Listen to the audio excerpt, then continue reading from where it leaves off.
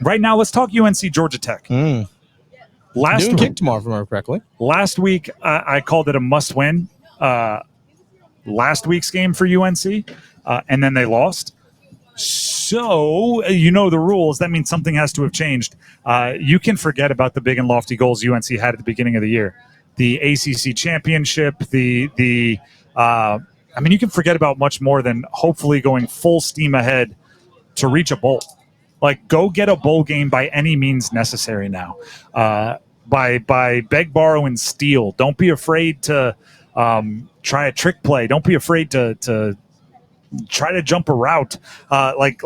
Go for the gusto, because you're going to have to find a way to win 3 more games, which looks a serious amount less likely than it did just a few weeks ago. And I feel like Georgia Tech is the worst matchup that you can have to try and right the ship.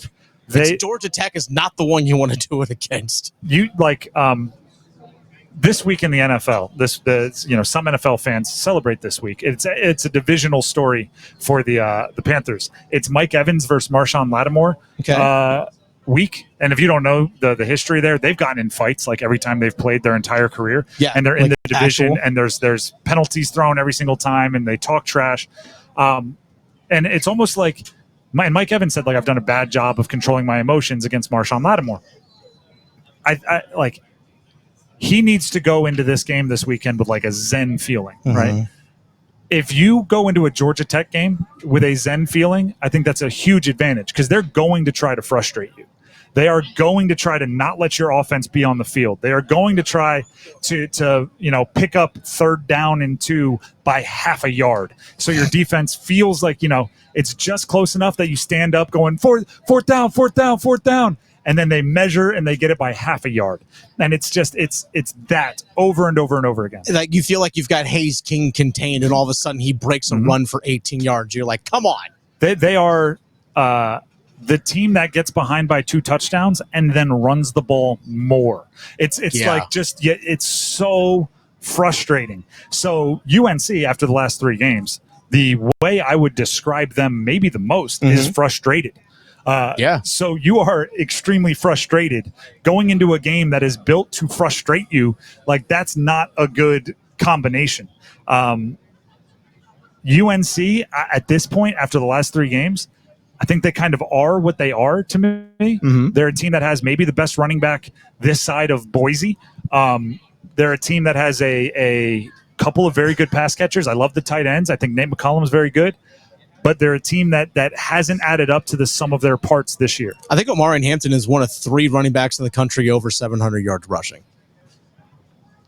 Gentine, I forget. Is it Ollie Gordon?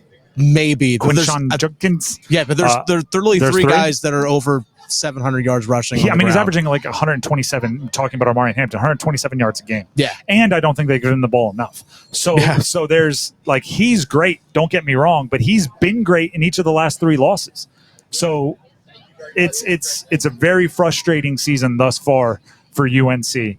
And now you have to play your way back into the possibility of getting better. If you beat Georgia Tech this weekend and you don't do so in a way that looks repeatable, I'm not sure even a win could change my mind right now. You have to win in a way that looks like you've clicked on some of the things that haven't been clicking yet. And then I'll give you the opportunity to maybe change my mind next week. This week is about earning the right to change my mind. So I'm last week was a really tough one to watch for UNC, and for those of us that cover UNC.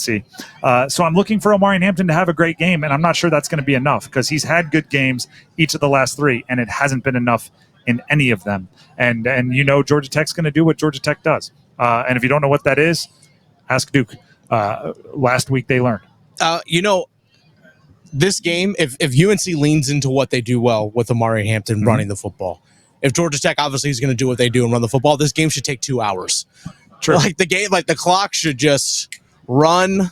It is all day, and before you know it, a noon kickoff. Before you know it, it's going to be 2:15. All right, folks. I'll tell you. Game over. This is funny, right? Because you're having these conversations, and I'm having flashback or flashing deja vu is the word I'm looking for. There you go.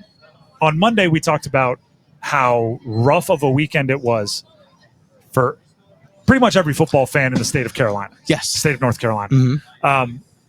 It's also funny how much of our conversations today apply in different ways to multiple teams. We talk about the Panthers with Chuba Hubbard.